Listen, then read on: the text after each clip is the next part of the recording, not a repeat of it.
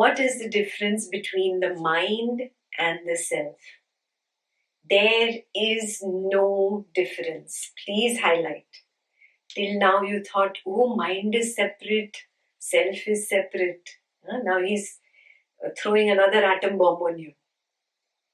There is no difference. The mind turned inwards is the self. Turned outwards, it becomes the ego and all the world. Mind turned inwards is the self. Turned outwards, it becomes the ego and the world. You will start recognizing this as you go deeper into your self-inquiry. Yeah, this is so clear. The moment I started looking within, there it is. I am the self. I am it. And I only forget myself. I become the mind. I only become the mind. I only become this ego. So the ego is not different from the sense of I am. The sense of I am, when it drops the I disappears into the background. There is the self. The self forgets itself and assumes to be I. That is the birth of the sense of I am. And that sense of I am gets consumed in the world. That is the ego. They are not any separate entities. Awareness in motion is the mind.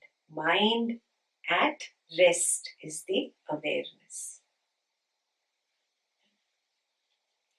Cotton made into various clothes we call by various names. Gold made into various ornaments we call by various names. But all the clothes are cotton and all the ornaments gold. The one is real. The many are mere names and forms. Women wear jewelry, no? This is a necklace. This is a earring. This is a ring. But in essence, they are nothing but gold. The real is only one. It is gold. They are not multiple. What is multiple? Names and forms. In Sanskrit, Nama Rupa. Nama Rupa is only different. But the core, the truth, the essence is only one. So, mind, ego, this sense, that sense, intellect, memory, only words, names, forms for the only thing. And what is that only thing? That field of nothingness, the field of emptiness, the field of awareness. Whatever word you like to give it. Anyway, the words are also names, nama. Yes, there are no multiple things. Those are just simply names and forms. So what is he answering here? He's telling you, mind is nama rupa of the self. Clear? That's the question, right? Mind is the nama rupa of the self. But the mind does not exist apart from the self. That is, it has no independent existence. Does a necklace exist apart from the gold? I'll give you this ring. I give you the ring. You give me gold separately and ring separately. Can you do that? So what are you talking about? There is only gold there. That's what he's saying, exactly the same thing. There is only self there. So you should never be the one asking questions. Is the ego different? Is the sense of I am different? Is the self different? There are no different entities. It is all one. Yes? Brahman Satyam. Jagat Mithya. Yeah? Jagat is Nama Rupa, is names and forms. Names and forms are an illusion. The truth is only Brahman, only consciousness, only awareness.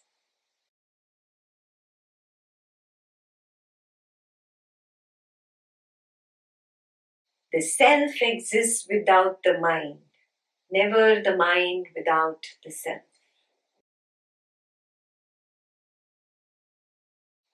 The gold can exist on its own, without the ring, without the necklace, without the earring. Yeah? Can the earring or the ring exist without the gold? No. It's just a name and form for the essence, for the core. Very clear? Mind is simply a Nama Rupa for the self. That is the answer to the question.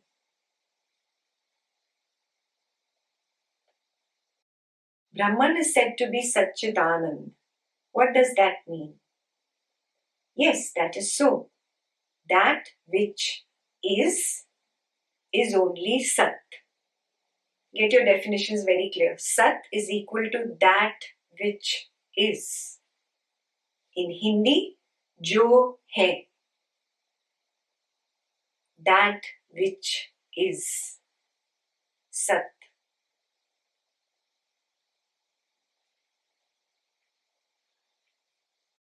That Sat, that which is called Brahman. In other words, presence is called Brahman. Presence. Where the I has dropped and there is just amness or isness, the field of no thingness, the pure consciousness, the reality, that is Brahman. That is just Sat, that which is.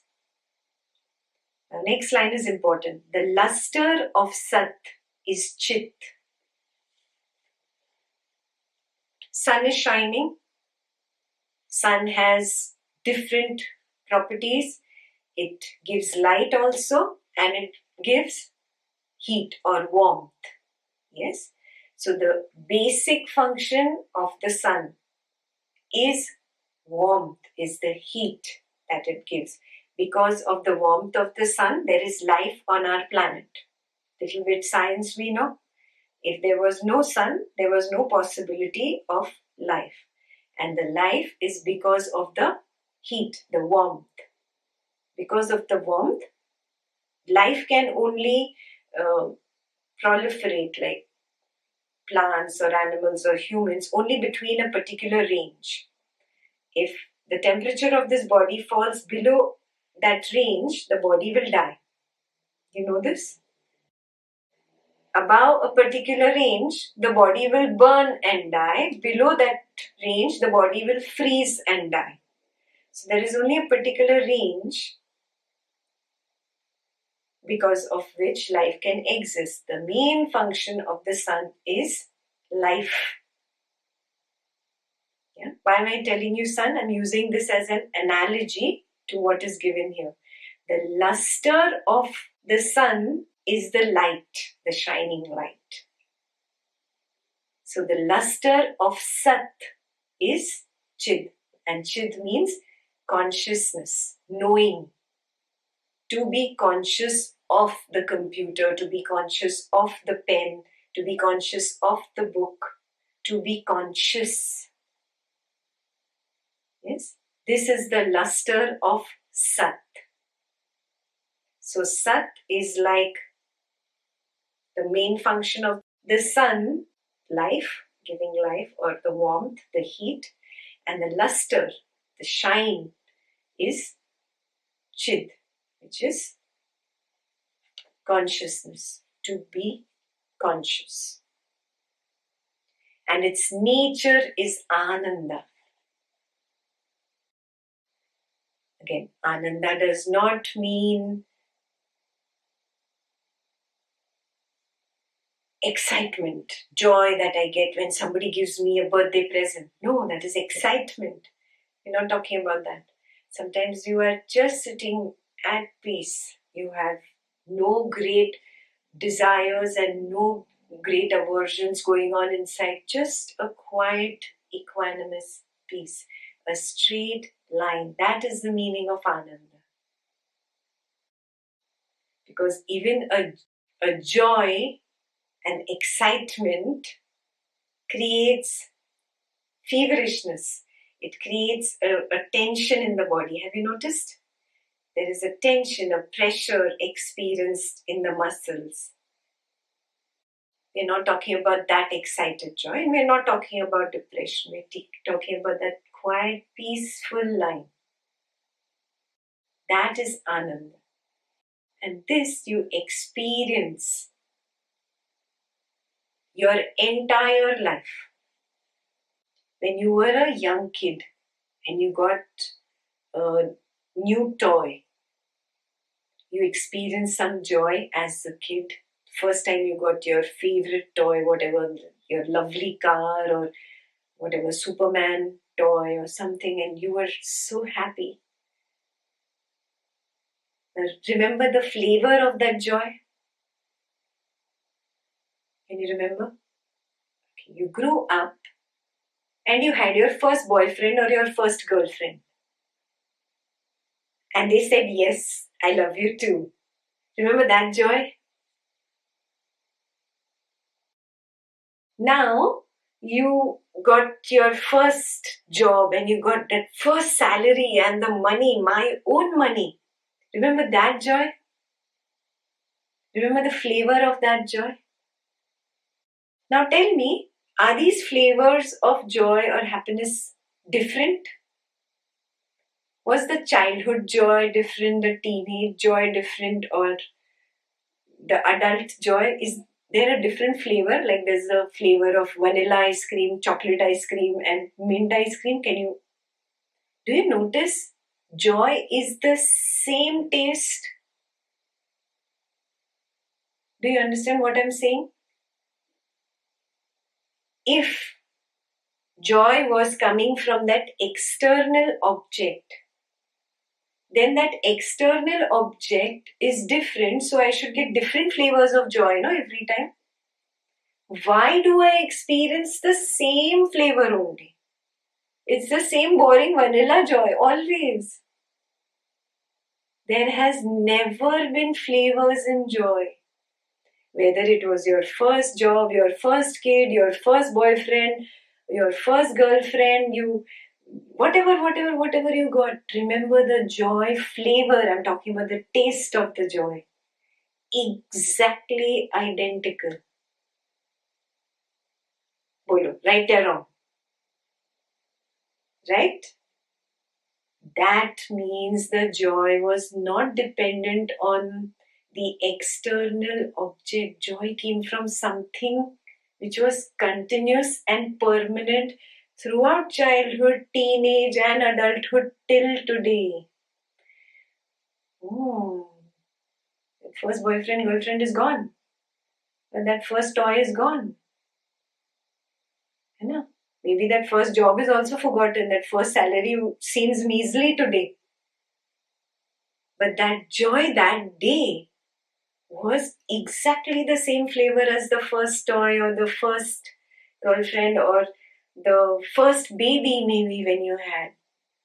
Oh, it cannot be possible that if the joy came from an external object and the object is different, then the flavor also should have been different. It came from one single source. And that single source was permanent from childhood to teenage to adulthood till today, if you're old. Then you say, so I was looking at the wrong place. Maybe the joy was here, not here. Because only this background was permanent. This background was there throughout. That is the source of Ananda. That is the meaning of Ananda. So Ananda actually means the source of joy. That is why it is called bliss. It is the source from where you start experiencing happiness. You feel that the external person triggered it, or that external object triggered it. You got your first smartphone. Yeah, and you felt, wow, I got this awesome smartphone. You feel that it came from here. But how the flavor is exactly the same as your first Barbie doll? Joy is coming from somewhere else. I'm looking somewhere else. Yeah? I'm giving the credit to the wrong place. You've gone to the circus, no? In the circus, all the gymnasts come and do their beautiful gymnastics, and they go, you're clapping, and then the Joker comes out wearing his funny uniform and his funny face and takes a bow when you're clapping. That's exactly what has happened. The joy came from here. Yes, but all the bows were taken by your Barbie dolls and your boyfriend and your girlfriend and your salary and your first car, your baby, stuff like that. Yeah? Recognize the truth. Start looking here. And when you start looking here, you start understanding, yeah, this is Ananda. So in your self-inquiry, this will happen. When you start looking at the feelings, your feeling arose and your feeling fell, you will obviously look at not so good feelings also, and you look at pleasant feelings also. That's where you will start tapping the source of Ananda. You'll start recognizing, oh, I did not generate this feeling. It arose, it played, and it went. I didn't do anything. I'm not the feeler, I'm not the thinker. I'm just the knower. Look, where does this knower also dissolve? Where does the feeling also dissolve? Then you rest there. Rest there. This can only happen by self-inquiry in silence. Yeah? So, next homework, find the source. Find Ananda.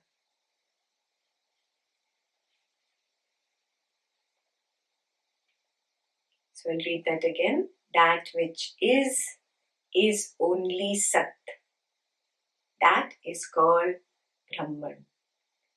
The luster of Sat is Chit, and its nature is Ananda. So I am only Satchidananda. My nature is Ananda. These are not different from Sat. All the three together are known as Satchidananda. You cannot separate. Can you separate the light of the sun from the heat of the sun? Separate and give me. No, you cannot. So you cannot separate the Sat and the Chit and the Ananda. Only for understanding we do it. Yeah? But a point comes where you'll have to drop the mind and just be. When you just be, you will recognize they cannot be separated.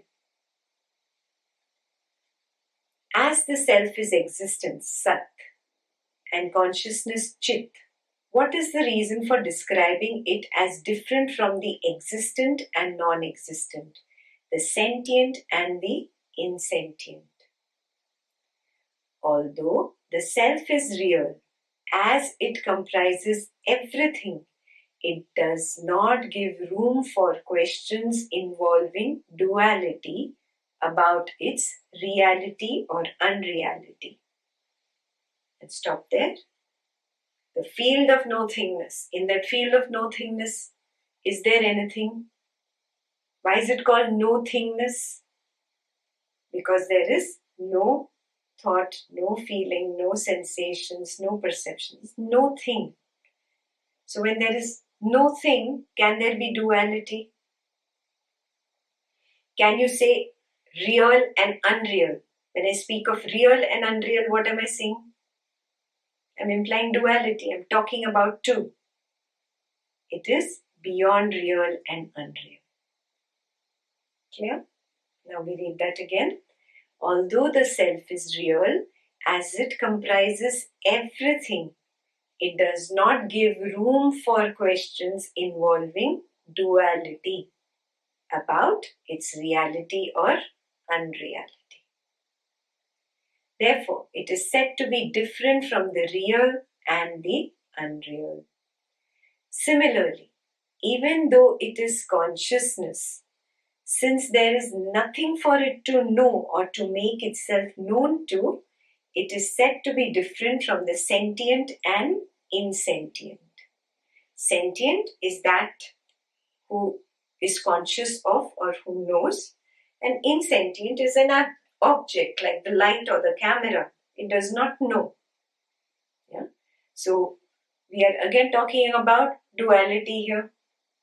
Sentience to know, insentience to not know, or sentience to be conscious of, insentience to not be conscious of. Again, there is no room for questions of duality. There is nothing there. In no thingness, there is nothing to know and not know. So the question arises, then what about the witness? Again and again remember, Ramana Maharshi reminds you the witness is nothing else but the seer who is seeing the scene, the object. Seer and seen are mental constructs or mental creations.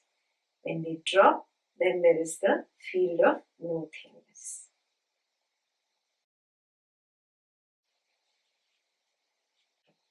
Sachidananda is said to indicate that the Supreme is not Asat.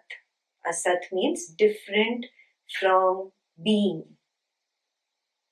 Not Achit, different from consciousness. And not Anananda, different from happiness. The phone is, the trackpad is, the computer is, the human is. We speak in terms of is and is not. Are you seeing what he's saying? So we speak in terms of relativity. Yeah? So only for the sake of contrast. So to indicate that the Supreme is not Asat. It is not different from being. Being means not human being and animal being. Being means to be. होने से अलग नहीं है. It is not different from presence. Means it is presence. Yeah? It's a negative way of approaching the same thing. He's saying it is Sat. Means it is not a Sat. That's simple. Yeah? It is Chit.